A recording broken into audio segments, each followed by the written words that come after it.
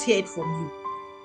How have you described those? What has it been like when you say you have done quantum things? My dad was a provider, so I had everything that I needed. My shining piano KK that I didn't quite understand.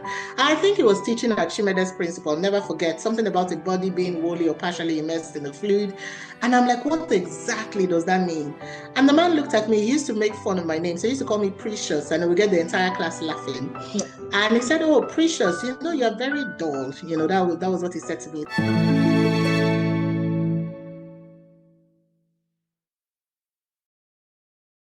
So I want us to dig a bit deeper.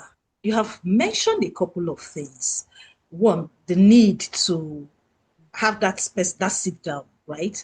And the need to understand how the mind works. If I have to pull it together and tie it to the things I have seen you build, I've seen some of the things you have built. So I am not a stranger to your work, right? You have built remarkable things. And when you look at it, Skills HQ is one right now. Jupsa was where at the point where I met you, and you have talked about the other things you are doing at the moment. You are doing a PhD, you are an author, you are also you're still writing a book, you are co-writing with or co-authoring with others. Um, how? What do you think has been the common thread that made all of this possible? I may know the answer, but my listener does not know. So please help us. What has been the common thread that's made all of this possible?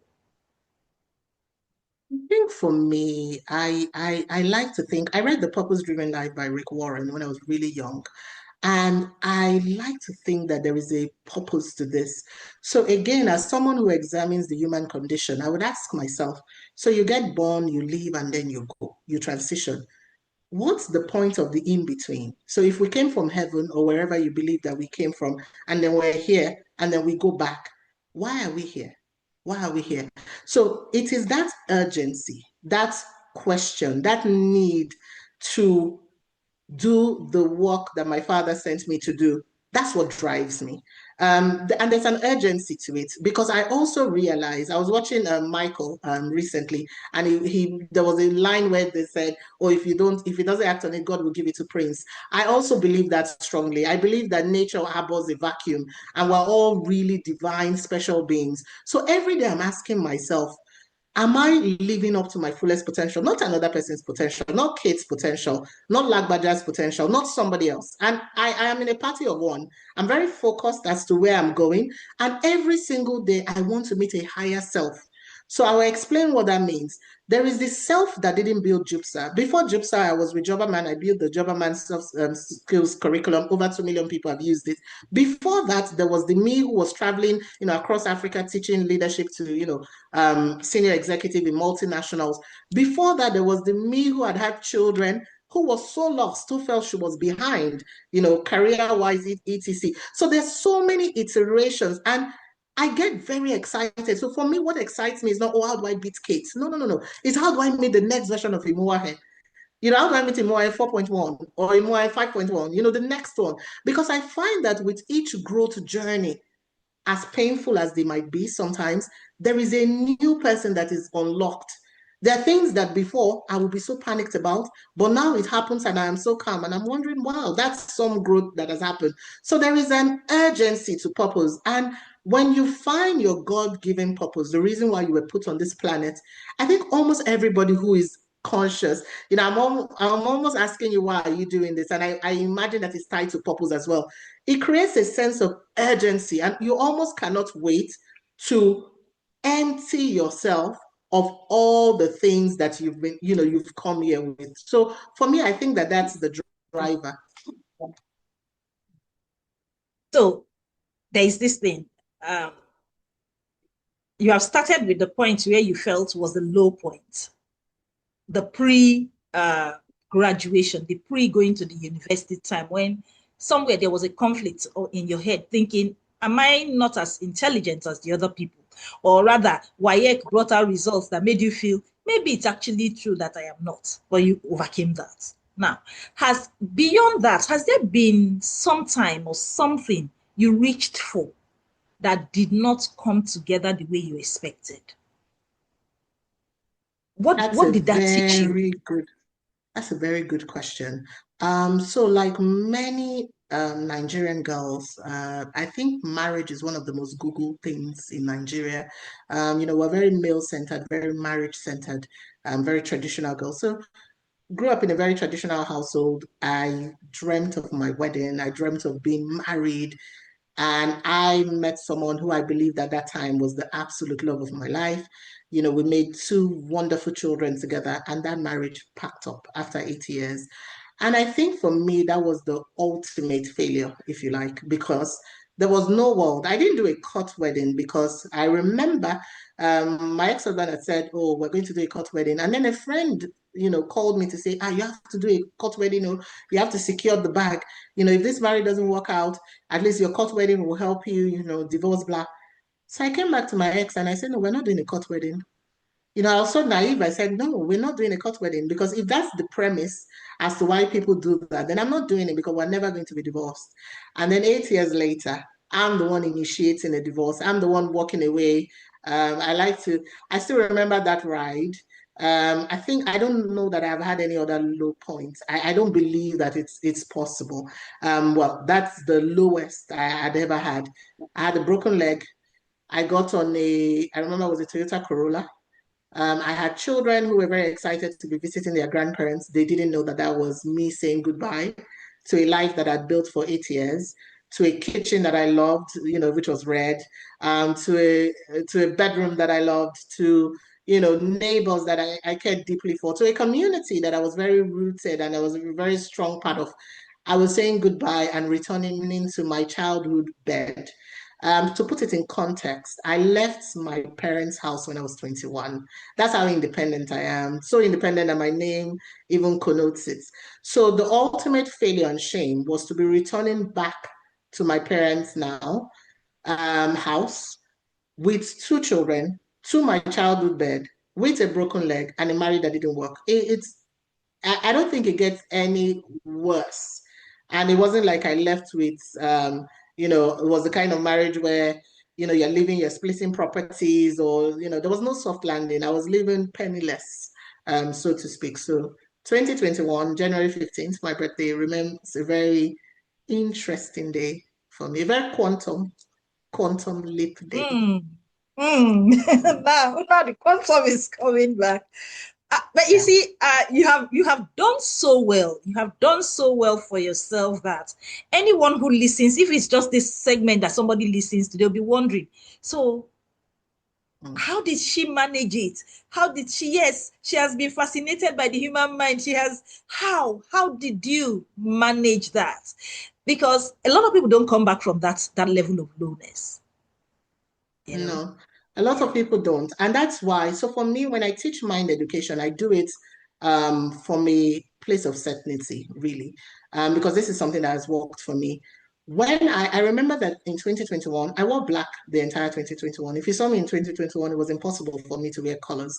I don't think I turned the lights on either, because it was a very dark, dark, dark period for me. It was the ultimate failure. I was the person who always knew what to do. People believed in me. Recall that this mind education, I didn't start teaching it now. It's something that I've lived. So how does someone who seems to know it all go through something like this? It's not something that you can reconcile in your head. And it was definitely tough. But I remember allowing myself, and this is so important, I allowed myself grieve. And I think that that was what the black wearing black was also. I allowed myself grieve a life that I had lost, a life that a possibility that I had seen for myself that was no longer, possible because of, the divorce and all the things that had happened in that marriage. But within that grief, I still remember, and I'm very thankful for friends who also. So I have this friend, Patricia Omokri, who reached out to me once and said, I'm not exploring my network. Like I'm not getting support because I was just going down the journey alone. So she started checking in on me. And I still remember sitting down with myself again. Oh, I do this often. And I said to myself, I've got a vision for the life because that's what I grieve the most. The two-income household, the kind of life I wanted my children, the kind of schools I wanted them to have access to. Now I was, near penniless, save for my mind, which is really what you need, save for my mind, near penniless, and all of that. But I sat with myself and I said, look, there's a core belief that I have that if you put me in a desert, I will make a way in the wilderness. It's an affirmation that I say to myself. So now I'm in this desert place. This is an opportunity now for me to make a way in the wilderness. So what am I going to do? And I said, okay, I'm going to, it's two things that will happen. It's either I experiment this thing in real time and really wake up in an expanded consciousness, which is where I live now, or I learned that maybe the mind thing doesn't work. So it's one of the two. So I sat down and I started to put myself out there. I still remember the week when I went for a negotiation, and this is talking quantum now. They wanted me to do a job for 2 weeks. I think that I was ready to, if they had paid me 1 million for that job, I would have been fine, to be honest with you. And whilst the conversation was going on, I heard that, oh, wow, you want 5 million? That's a lot. Can you reduce? I was so confused because I didn't even say 5 million naira. And I said, excuse me? Then and immediately my quantum self picked in, the higher self, the self that wasn't, either depressed, the self that wasn't going through stuff. And I had it. I was already going to sell myself short. So I said, no, it's 5 million or nothing. And they said, okay, they'll send me the contract in the email. And that was how in 2 weeks, I made more than I would have made in maybe 3 months working in Lagos from that, my childhood bed, right? Just working on my computer. And that did something for my mind. It got me angry, it got me excited, and it got me hungry. And I said, wow, what else is possible for me? So I started to lean into that.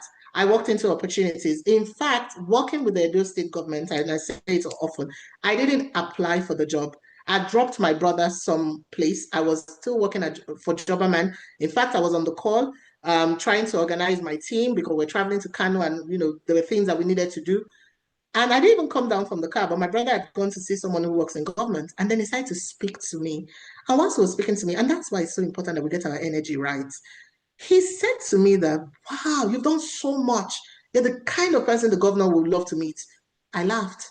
And I two things. Number one, I was trying to plot my way out of Benin. Number two, I have no interest in working for government. I am too disruptive. I'm going to come there, I'm going to want to change things, and I don't have time for what people have going on. But this man kept following up with me. I sent my CV reluctantly. My mom insisted and said, it's an opportunity, send it. You don't know. Just send it, even if you don't want. I didn't want. I sent it. I was very shocked to get a call from the governor's office. The special advisor had called me on the behest of the governor and all of that. In fact, the day I met him and he was interviewing, I was like, okay, all of this is happening, right? And of course, that opportunity allowed me to, work with one of who I still think is one of the most intelligent Nigerians, to be on tables, in tables, with tables, whatever, of people that I didn't even dream that I would be meeting. But again, when I think about it, it all still goes back to you allowing your mind wake up in that expanded consciousness. I'll just wrap this up, your question, by adding this.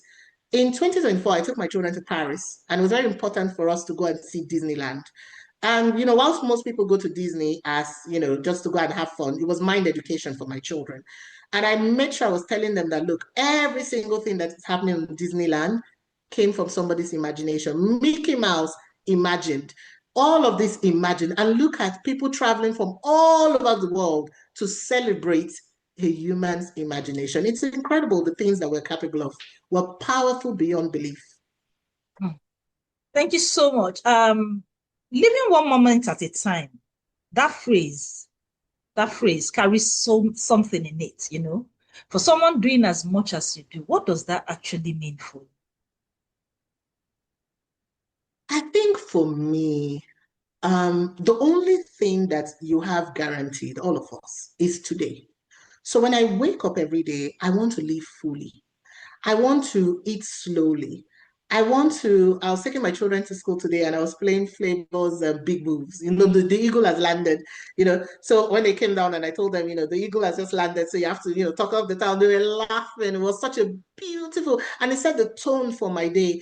I am here with you. I want to be present. I want to be very immersed in this experience because if we leave this moment well, then it guarantees the next.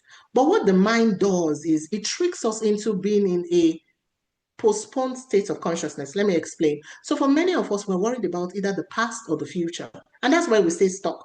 So, yes, in 2021, I was a lady who had a broken leg. Yes, in 2021, my marriage didn't work. I could have stayed stuck there. I could have made it impossible for any other person to love me again. I could have hated all men, which I don't, because I've got a son and I've got a father who is so cool and I've got great male friends. So there's really no need to, hate all men, right? That could be a perspective. Another perspective could be, oh, I'm now the one shouldering all the financial responsibilities and it's so sad. Or this perspective of wow, because the Lord knows that I'm a sole parent. So he creates a door of abundance for me. So I'm constantly blessed. I'm constantly blessed. Perhaps if I didn't have this situation, I wouldn't have this much financial blessings that I have. So I am grateful for that. And it's so important. Oh, I want to spend some time with gratitude. I remember one time in church, they used to call me testimony girl because people will come out and say testimonies of, oh, I fell off an Okada, I almost got. My testimony was, I woke up this morning. And it used to really annoy some people. Like, please, this one just wants to talk. But, but some people don't wake up though. Like the miracle that it takes for you to just be up every single morning. It's a blessing. And really and truly, if we take one day at a time, if we live this day well, is the biggest predictor that tomorrow will be good. But if we Tomorrow will be spend better. today worried about tomorrow or worried about the past, then there is no good tomorrow. It just becomes self-fulfilling prophecies for things not to go well. Hmm. Now, I want to talk about your children. I know that they hold a I special place in your love heart. Oh, them. they hold a special place in your heart. And when you describe them as your stargazers, in my head, I was thinking, stargazers, what does that mean? How do children become stargazers? Those kind of things. So, but then you also mentioned something that you're a sole parent. A lot of people will tell you I'm a single parent. I'm one parent household. There are different, but you have been very intentional about your choice of words. One, you say your children are your stargazers. Secondly, you say you're a sole parent. You want to walk us through that. I know that you may have alluded to it a bit in some of these things, but you want to just help us see how has that how are you holding it all together? Building all these beautiful and quantum things you are building at the same time being a sole parent to amazing children. How are you doing that? So I believe that God sent my children to me. I believe it was very intentional. The children that I have. My son, I often say my first, he came to teach me unconditional love. I still remember the first day I saw him and I held him. I didn't think that depth of love was possible. In fact, in that moment, I set an intention for the whole world to heal. I set an intention for the world to be at peace because I could not imagine any evil coming near my child. And I just said, Lord, we need a better world. And again, the driving force is my children. Like that is my why. I want to contribute to a better world because of them. And then my daughter came to remind me of who I was. So I was in a marriage where I had forgotten who I was. I was told things like, oh, you're too much, just subtle chipping off your confidence, just subtle, a lot of unconsciousness there. And I started to accept that maybe the best chance I had to fulfilling my own dreams was through my children. So I was going to be one of those people sacrifice themselves in marriage and then my children give them the best so that they can be something. And the level of trauma that I would have used to raise them would have been unprecedented. And I'm so grateful that that is no longer the case.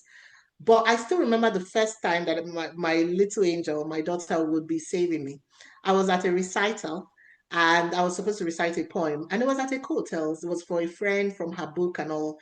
And it's been a long time since I was in that kind of environment. It's been a long time since I was not either solving a problem at home doing all the things that I was doing in that marriage, trying to solve complex, problems for extended family, never been enough, by the way, despite how much I tried.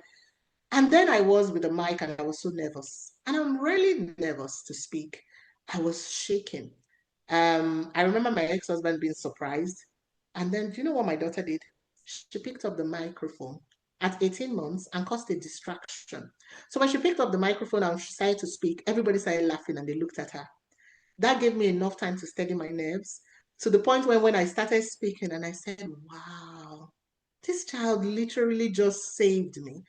And interestingly, in fact, the decision to end my marriage, it had been a long time coming, but there was something that my daughter said to me after yet another incident where I started to cry, begging this person to, you know, and my daughter said to me, Mama, when would you learn to stand up for yourself? She must have been 4 when she said that. Whew, that thing it bypassed all my natural defenses and went straight to my subconscious mind. And I said, what am I modeling to this girl? Am I showing her what it is to live authentically, or am I showing her a battered mom? Like, this is a fierce, strong personality like her mother. And I'm going to teach her that she's not okay because the one person that or at least one of the people she admires, is not able to speak in her truth. And I think my marriage ended that day in my mind before getting to the point where I would say no. So that's the bit about my children. And what I've learned from raising children is that if you open yourself up, you also learn from them. There's so much, we like to think that we're teaching them and we're the guides, but there's also a lot to learn from them. And then when I, finalized my divorce and I realized that I was going to be a sole parent, just because the other party chose for reason best known to him, maybe not to be. But I don't identify as single parent because I feel like single has to do with my relationship status or etc, and that has nothing to do with a sole parent. This is the present parent, yes. And because again, because I also don't identify as mom and dad. So there's also that argument of, oh, you're the mom, you're the dad. No, no, no, I'm the mom. My children have a father. My children are very aware of who their father is. So there is that, but there is me doing the best I can to be a kick-ass mom and to provide a loving soul parent household where imaginations come to life, where the presence of God lives, where they walk around the world like they matter. You go into school, the eagle has land. There's some things you can't even tell my children about themselves. Recently one of them, my son was saying that somebody came to him and said, oh, what do you feel like? And he said, oh, have you met me? And that's how he said it to me. Like, yeah, as a child, have you met me? Excuse me. Like, I love it. I love it. I love the confidence. Yes. It's like, excuse me. And I'm like, yeah, we haven't met you. So I love the confidence that they have. I love the love that they have in their hearts. I love the fact that I chose because I did a lot of reading in 2021. And what they had said to me was, if a child grows up in a one-parent household, there's going to be some sort of deficiency. Yeah, dysfunction. Especially there's all sorts of narrative around the father. And I do believe that children do need both parents wherever possible. But I think what's above that is that children need love. Everybody needs love. There's no point having two parents who cannot offer love to a child or a safe and secure environment. Children will benefit. And I said to myself again, I had a meeting in my head and I said, I'm going to be the exception. I'm going to raise children who are loving, kind, and very, very stable in a sole parent household. And that's what I've set out to do.